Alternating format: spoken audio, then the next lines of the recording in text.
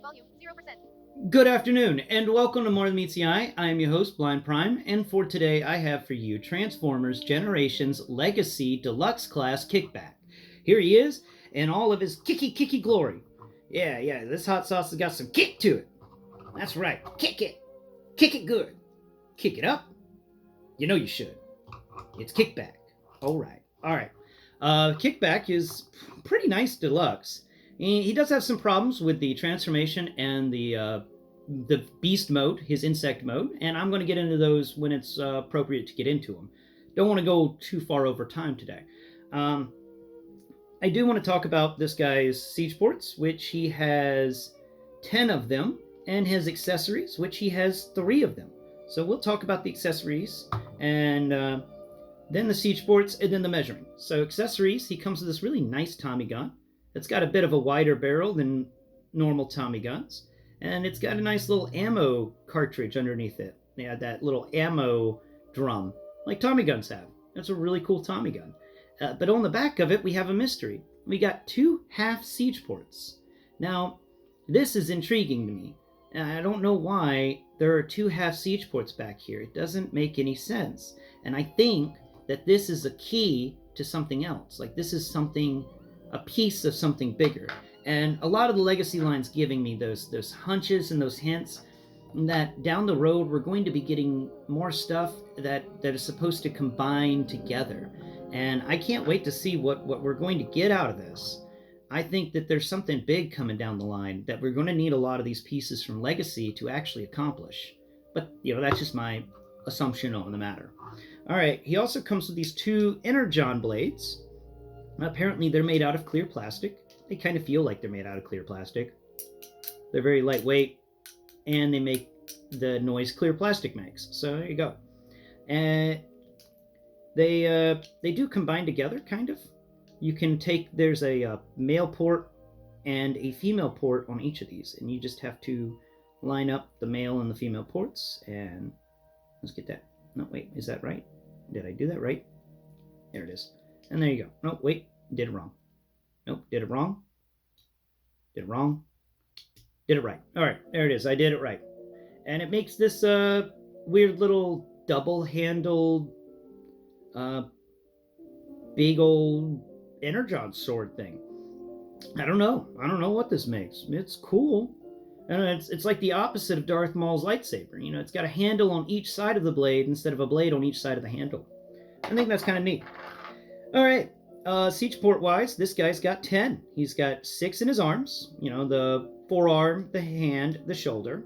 He's got 4 in his legs, the toe, the side of the leg. Actually, very low on the side of the leg. It's usually higher up on the side of the leg, but it's very low down to the ground, near the foot. And that's the 4. And on his back, he's got 2. He's got 1 center back, where you would normally expect to find 1 since War for Cybertron. And then he's got another one that's faced downwards, down the back of his butt. And it's I called it a gas port because, of its location. But also, it intrigues me because over here on the other side, we've got this hinge. Let's see if we can lower their arms. Okay, there we go. We got lowered this thing too, and there you go. There's this hinge right here. It's got even a metal pin in it. And a hinge with a metal pin means that this hinge is meant to occur. Like this wasn't an accidental hinge. This was a hinge that is important. And then we're going to spin everything down the other side now. Yep. You can't open this hinge. I've tried. I've even scratched the paint on my guy a little bit trying to open the hinge. Now on his back here, folding everything down so people can see it really easily, if you can see, he's got this little wedge-shaped indentation that goes down his back. It's just this area where things fold in and stuff, but it's got these 2 little rectangular slits in there. And I used my pokey stick. It's got 1 on each side. I used my pokey stick and went in there and felt around and discovered that it's got little hooks in there, like plastic hooks that clasp onto things. And it's my assumption here, assumption is that there's something that should plug into either side of this that we'll get later down the road that will cause those teeth to disengage, and then this entire hinge will come open, and then we're going to get something new. and I don't know what it's going to be a part of. I'm not sure, but it's really unique and it's a mystery. And it's the mystery about this guy that really makes him kind of cool. Now, let's get into his sizing, and then we'll talk about his the way he feels in the hand. So, sizing wise, make sure I do this right. There it is. Okay, sizing wise, bring him up to the handy dandy Lego pad. We're going to size him based on the top of his head, not by his antennas. And he's 16 studs tall. Look at that. His antennas make him. How many studs does your antennas make you? Antennas make him 17 studs tall. That's nice. That's cool. All right. Now, bring in Bumblebee. Where's Bumblebee? Okay, Bumblebee here. You get the Bumblebee. Bumblebee stands in front of Kickback and can stretch almost all the way up Kickback's chest. Now, this is the Netflix Earthrise Bumblebee.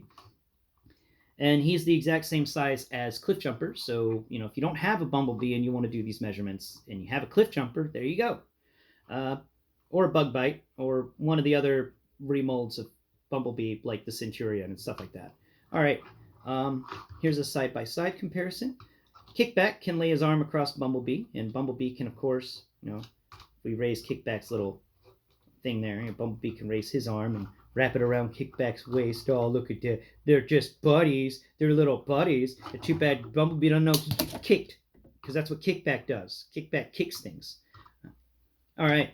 Molding wise on this guy, these really difficult wings to work with that are my least favorite part of this robot mode. I wish they had a swivel in them at some point so you could swivel them sideways or do something more than just having these static wings that spin 360 degrees. But they do have some nice texturing in there. I do wish the best textures were on the exterior and not on the interior of these wings. He's got some really nice textures of insect wing going on, but it's on the inside of these wings, and on the outside it's pretty smooth. You got some insect wing texture, but not much. And then we get down to the lower, we'll go down to the lower legs, and we'll start from legs and go up. The feet have some nice texture to them. You can feel that they are feet. No toe texture. He's wearing boots. And there is some insect textures going on down here. You get these little bumps occasionally, and that occurs on insects. When you get a smooth insect and you feel around on there, you can feel little bumps occasionally where the carapace just kind of bubbled up a little bit when it was making, and they make little spikes and nodules and things. And they did do that here. On the interior of the leg, it's better because the interior is supposed to be on the exterior when he's in his grasshopper mode. But listen to that. That is straight up insect carapace texture. Wow, they actually got insect carapace texture. That's cool. Moving up his legs they just have basic robot textures. You get steel, little bits and rivets and stuff like that. He's got steel texture where he needs steel, robot textures, and then insect textures where he needs insect textures. I like that. Up here at his arms are pretty decent. They've got a siege port. Texture-wise, they do feel very insect-like. They have that insect texture, and of course, his arm becomes the two front arms of the grasshopper, because grasshoppers are six-legged insects, so it becomes 6 legs, and the arm splits in half. I think that's pretty neat. The transformation's a little lacking, but we'll get into that when the transformation time comes. Articulation-wise, he's got really, we'll get into articulation in a second. We're getting ahead of ourselves. Molding-wise. So, continuing on the molding expedition, we come to his core. You can feel that big hinge that I talked about earlier, right above his groin. And then in his lower abdomen area, that's some really nice, solid, smooth textures there of just metal plates or something like that, akin to that. And that's really neat. Makes him feel sturdy and like he cleans himself often, which insects are actually pretty clean. And then we move over here to the left side of his chest, above where your heart would be. He's got this weird rectangular vent thing. And I'm not sure, but I think in the show he used this to jump higher when he was in his, grasshopper mode. It was a jet. But I don't know. And it's in the weird spot for that. It's just a weird thing on his chest. And, it makes the character. It's not bad. It's just neat. It's just unique and it's weird. Not bad though. The texturing on the chest is all right. You can feel, like I said, the lower abdomen, that cool rectangular thing that you can actually put your finger in there. That is not any. It is not siege port accessible at all. And then over here on this other side, where directly mirroring the big rectangle thing is just a simple chest piece that folds over his breast area. That's nice. He's nice. He's smooth. He's sleek. He is crazy awesome when it comes to his robot mode, and he's got some texturing on his back, but not much there. And that's about it with the texturing next to the head, which its faceplate's got some really great texturing in there. That's excellent. And you can feel little eye holes in his nose area, and I think that's a mouth. And then on top of his head, you get the texturing of the top of the front of a grasshopper's head, which is really nice, and two antennas. So you can pretend he's the tick if you want, but he's the grasshopper. Yes. All right. The articulation wise, he's got full double jointed elbows, which is amazing. Really nice movement articulation for the shoulders and good rotation there. The legs have great everything. They just have a single knee bend, sadly, but they do have ankle rockers and toe tilt.